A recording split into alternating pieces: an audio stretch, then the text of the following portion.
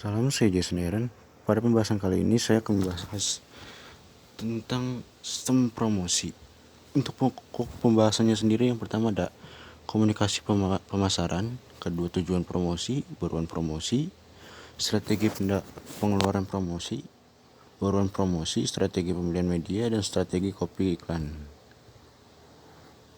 Komunikasi pemasaran atau definisi komunikasi pemasaran, yaitu aktivitas pemasaran yang berusaha menyebarkan informasi, mempengaruhi atau membujuk atau mengingatkan pasar sasaran atas perusahaan dan produknya agar tersedia penerimaan, pembelian, dan loyal pada produk yang ditawarkan perusahaan yang bersangkutan.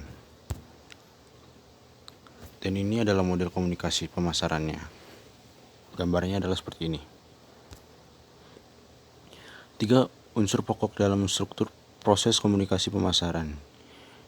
Yang pertama adalah pelaku komunikasi, yaitu terdiri atas pengiriman atau sender atau komunikator, produser atau perusahaan yang menyampaikan pesan dan penerimaan atau receiver atau komunikan, pasar pribadi, pasar organisasi, dan pasar masyarakat umum.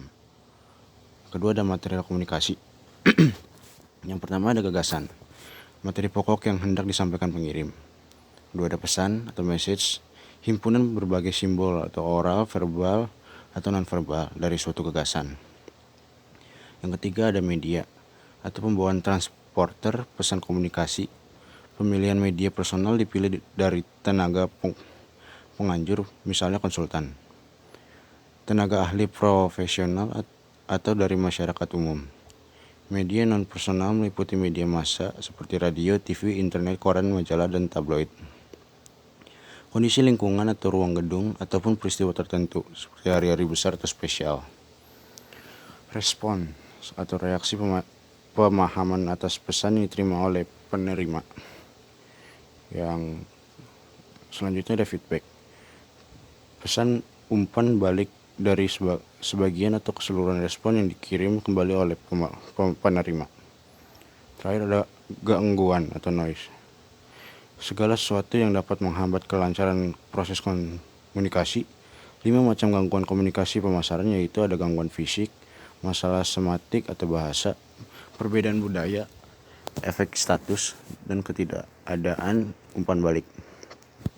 Proses komunikasi dari pengirim kepada penerima maupun pengiriman kembali respon akan memerlukan 2 kegiatan, yakni encoding atau proses perancangan atau pengubahan gagasan secara simbolik menjadi suatu pesan untuk menyampaikan kepada penerima. Yang kedua ada decoding, proses menguraikan atau menggantikan simbol sehingga pesan yang tersimpan dapat dipahami. Tujuan promosi. Tujuan utama dari promosi adalah menginformasikan, mempengaruhi, dan membujuk, serta menginginkan pelanggan sasaran tentang perusahaan yang barunya pemasarannya. Secara rinci, ketiga tujuan promosi tersebut dapat dijabarkan sebagai berikut. Yang pertama ada menginformasikan, yang kedua ada membujuk pelanggan sasaran, yang ketiga ada mengingkatkan. Dengan demikian, secara singkat, promosi berkaitan dengan upaya untuk mengarahkan seorang agar dapat mengenal produk perusahaan, lalu memahaminya berupa sikap menyukai, yakni kemudian akhirnya membeli dan selalu ingin akan produk tersebut. Baruan promosi. Meskipun secara umum bentuk-bentuk promosi memiliki fungsi yang sama, tetapi bentuk-bentuk tersebut dapat dibedakan berdasarkan tugas-tugas khususnya. Beberapa tugas khusus itu atau sering disebut baruan promosi adalah, yang pertama ada personal selling atau komunikasi langsung alias tatap muka antar penjual dan calon pelanggan untuk memperkenalkan suatu produk kepada calon pelanggan dan membentuk pemahaman pelanggan terhadap produk sehingga mereka kemudian akan mencoba dan membelinya. Yang kedua ada mass selling, terdiri atas periklanan dan publisher mendekatkan yang menggunakan media komunikasi untuk menyampaikan informasi kepada khayal ramai atau satu waktu. Ketiga ada promosi penjual, bentuk persuasi langsung melalui penggunaan berbagai intensif yang dapat diatur untuk sang pembeli produk dengan segala dan meningkatkan jumlah barang yang dibeli pelanggan. Yang keempat ada public relation atau hubungan masyarakat. Merupakan upaya komunikasi menyeluruh dan suatu perusahaan untuk mempengaruhi persepsi, opini, keyakinan, dan sikap berbagai kelompok terhadap perusahaan tersebut.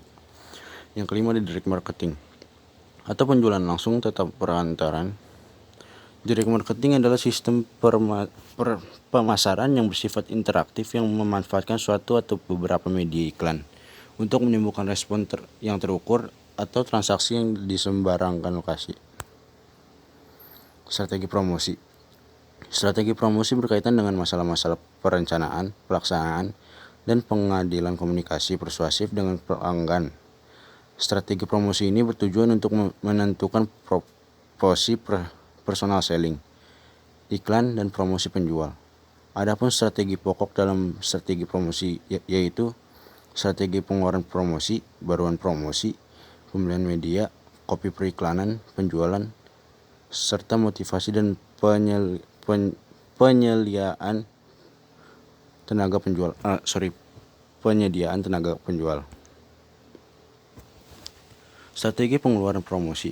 Anggaran promosi merupakan bagian dari anggaran permasalahan, namun tidak ada standar yang pasti mengenai di seberapa besar pengeluaran untuk promosi yang harus dialokasikan. Faktor penyebabnya adalah pengeluaran promosi itu bervariasi tergantung pada produk dan situasi pasar, dan untuk menentukan besarnya pengeluaran promosi tersebut dapat menggunakan beberapa pendekatan atau metode sebagai berikut. Ada marginal approach. Yang kedua ada breakdown method, atau metode ini terdiri dari beberapa macam, yaitu percentage of sales approach. Yang kedua ada upfront method dan return on investment approach, dan competitive party approach. Yang ketiga ada build the method.